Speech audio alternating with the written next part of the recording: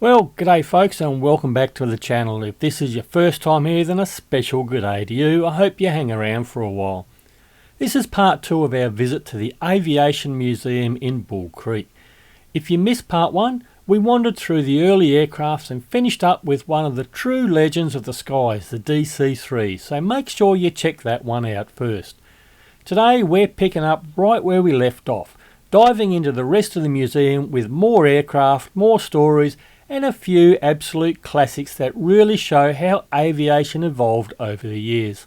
So grab a cuppa, settle in, and let's keep exploring another slice of wonders of Western Australia.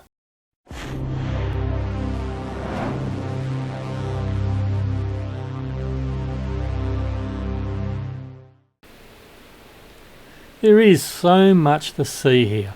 Every nook and cranny is filled with interesting equipment and stories. But it's not just old stuff and planes. The museum also has some of the more modern stuff. Okay, old modern military planes. By the late 1960s, the old Vampire had done its job teaching pilots the ropes of jet flight. It was then replaced by the Macki jet trainer, faster, more advanced and ready for the supersonic era. The old Macki. Well, these were flying around when I was in the cadets, and I took every opportunity to be able to get on a camp to go out to Perth, because I loved it out at Perth. And on one of the trips we had out there, we spent a lot of time down on the flight line with the workers down there, seeing what they do. So we'd spend like 2 or 3 hours with them to learn about what kind of work they were doing. And bloke I was with, we went down to the flight line where the Mackis were coming out from, where they were in their hangar, not hangars, they're undercover, but it's not really a hangar, along the front of the apron there. And bloke told me, now I don't know whether he was just, trying to scare me or something or whatever, but anyway, he told me to go around the back of the aeroplane, obviously standing back at a distance from the plane so I didn't get burnt when they started the motor up. But he said to me, oh, watch, actually no, come to think of it, might have been side onto the plane, not at the back of the plane, because that would make more sense. And he said to me to, when they start the engines, to watch for any red fluid coming out the back of the engine at the exhaust pipe there. And if I was to see any red fluid, I was to get his attention and then run like buggery, because then I guess he would get the attention of the pilots and then he would run like buggery.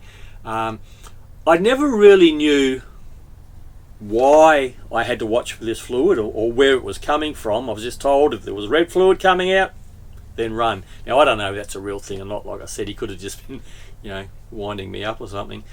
But yeah, I actually like the Macki. We used to call them Fanta cans because they were painted orange, I guess. So that's why they were called Fanta cans. But yeah, I used to like the Macki. But one of the things that always concerned me with it, because like being over here in WA, you don't have any kind of real military here. We've got the army, but they can't do nothing until somebody actually lands on the land. Where if they came off an aircraft carrier or something, if somebody wanted to invade us, they'd be here and done whatever they want to do and halfway home before anything ever got to us from the eastern states. And I brought this up to somebody, whoever it was, I can't remember anymore, and they were telling me that apparently the Macki has 2 engines. They have the engine that's normally in it, which is a training engine, and then there is a bigger engine that they can put into it for armaments, to be able to go to fight. And apparently it only took around about an hour to swap the engines out. And while they were swapping the engines out, the armament people would be bolting guns or whatever onto the underside of the wings so that they could go and shoot. But I mean, that's fine if you've got plenty of warning that the enemy's coming, but again, I don't know if that was true, that there was 2 engines, but as far as I understand, the Macki was basically a training aircraft.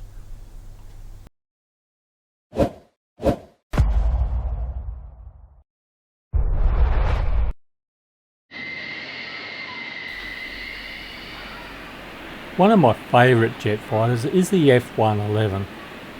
While they don't have a full aircraft, they do have the cockpit of one. In fact, the whole cockpit is the injection seat that becomes a life raft if landing in the water, or shelter if on land till their rescue arrives. The F-111 was originally developed for the American Air Force and Navy, but it had its fair share of problems. The Navy eventually dropped out and went on to develop the F-14 Tomcat instead. Meanwhile, it was the Australians who really turned the F-111 into an incredible fighting machine. With clever engineering, smart modifications for local conditions and top-notch training, the RAAF made it one of the most capable strike aircrafts in the world, serving with distinction for more than 40 years. The reason why I like them so much is I like the look of them when the wings are pinned back. And it's got one brilliant party trick.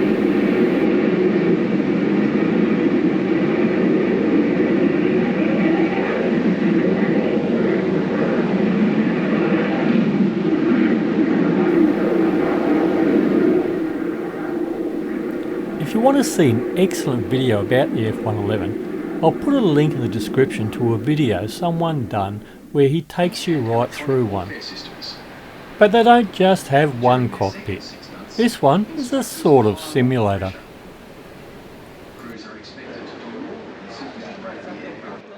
There are a couple of other simulators in place, but I think maybe you might have to make prior arrangements to use them. Check with the staff. Now, I like planes, but if I could fly, I would go for the helicopter. And this one would have to be one of the best known ones around. Here we have the Bell UH-1, better known as the Huey, one of the most recognisable helicopters ever built. First introduced in the late 1950s, the UH-1 became famous during the Vietnam War, where its powerful turbine engine, rugged design and versatility made it indispensable. The Huey wasn't just any helicopter. It was one of the first mass-produced helicopters to use a turboshaft engine. Unlike the piston engines of earlier helicopters, the turbine-driven Lycoming engine gave it far more power, reliability and performance. That's what allowed it to carry troops, evacuate the wounded and even carry weapons into combat, all while being lighter, faster and more dependable than anything that had come before. The Huey set a new standard for helicopters around the world. The sound of a Huey could be heard for miles, and no matter who you were, everyone would look up to the skies to catch sight of it.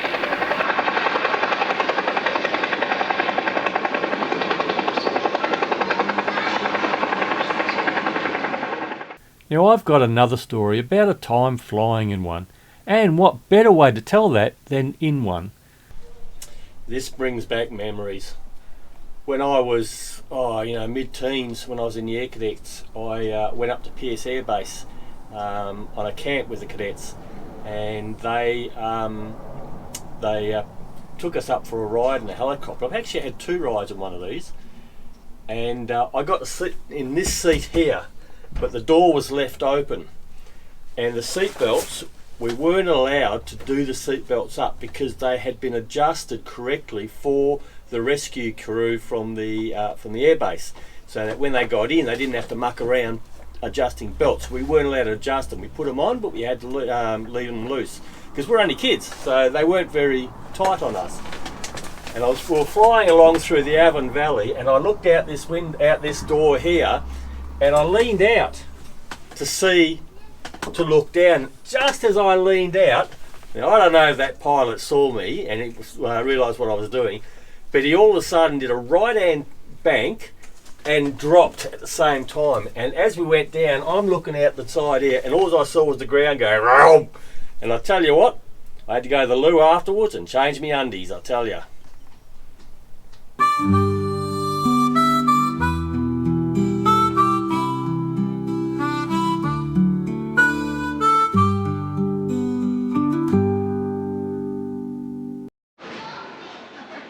This is an old air traffic control station from Perth Airport.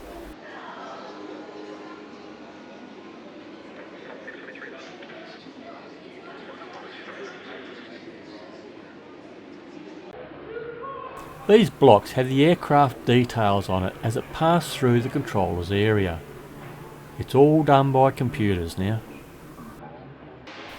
Two of the latest additions to the museum can be found in a side tent off the first hangar, the RAAF Tornado and the FA-18 Hornet. The Tornado GR4, designed during the Cold War by a partnership between Britain, Germany and Italy, this jet was built for speed, precision and the ability to fly low and fast under the radar. This particular aircraft served with the Royal Air Force and saw operational service before eventually being retired. Although never flown by the Australian Air Force, today it holds a special place here at the Aviation Heritage Museum, as it's the only Tornado GR4 on display outside of the United Kingdom. The Tornado helps the museum bridge its historic collection from World War II classics like the Lancaster and the Spitfire into the era of modern jet-powered combat aircraft. Its presence highlights the long-standing relationship between the Royal Air Force and the Royal Australian Air Force, and the ongoing importance of preserving aviation history.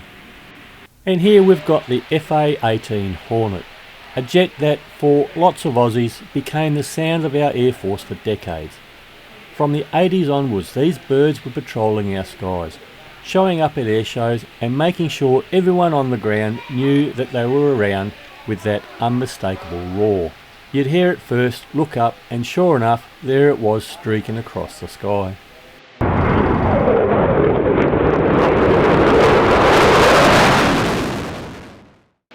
Standing next to it now, it's pretty wild to think how far aviation has come, from timber frames and fabric wings to these sleek supersonic machines packed with tech.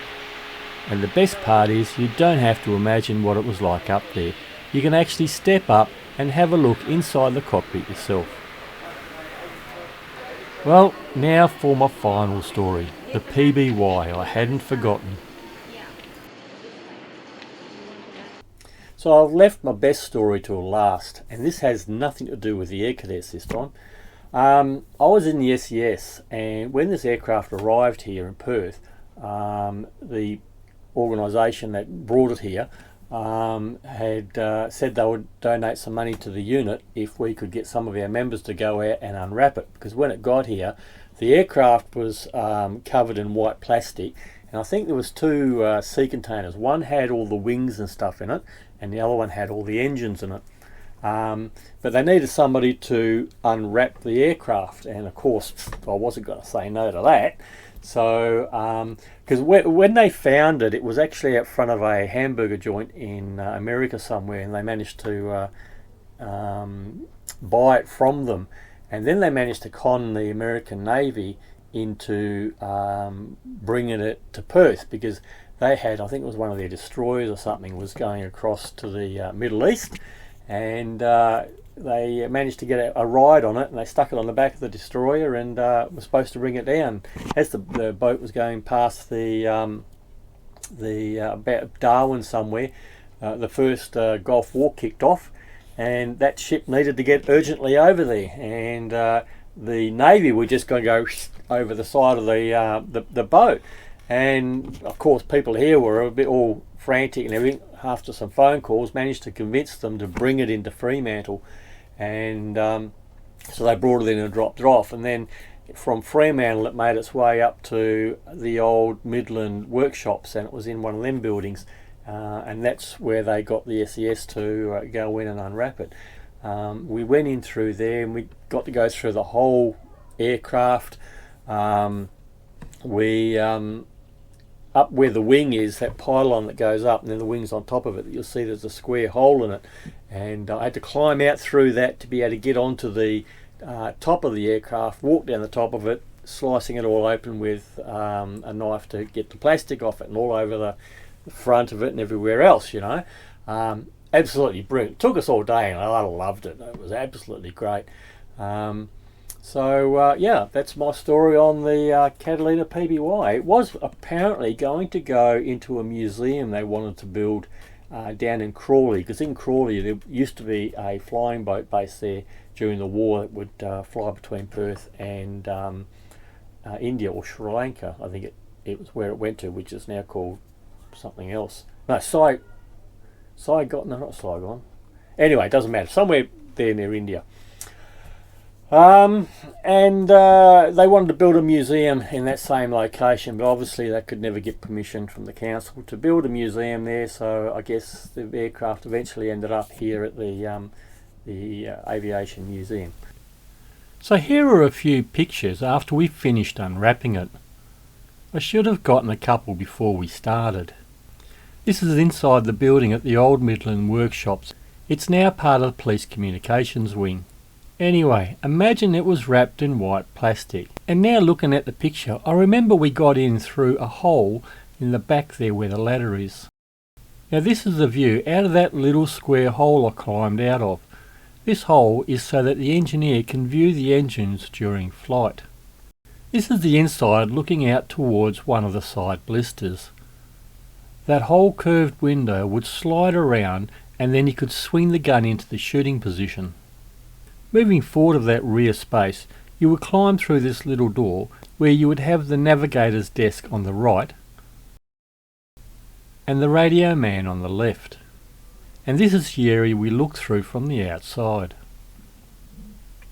Turn around and you'll have the cockpit, the view looking straight out the front. The amazing thing is not that the gauges are still in it, it's that, from what we were told, the aircraft was restored to a full flying condition, including the machine guns, like the one here on the floor that went into the nose of the aircraft. Yeah, so that's my story on the aircraft. Well, that just about wraps things up for this visit to the Aviation Heritage Museum of Bull Creek, and what a place it is. From the timber and canvas aircrafts of the early days, right through to the jets that once ruled the skies, every corner of this place tells a story. It's not just about the planes themselves, but the people who flew them, maintained them, and the moments in history they were part of. Walking through the two hangars really feels like stepping through time, from the rumbles of piston engines to the scream of modern jets, and everything in between. And what you've seen here today is only part of what's on display. There's plenty more to discover, so it's well worth giving yourself the time to take it all in. If you can, try to time your visit when the simulators are up and running. It really adds another layer to the experience and brings the history to life. And if you're into military museums, stick around, because I'm hoping to soon be able to head down to the Army Museum near Fremantle to check that one out as well. Thanks for coming along with us on this stop. If you enjoyed the video, don't forget to hit the like and subscribe button, and if you're on a mobile device, tap that hype button as well. It all helps more people find the channel and support its growth. Until next time, happy travels.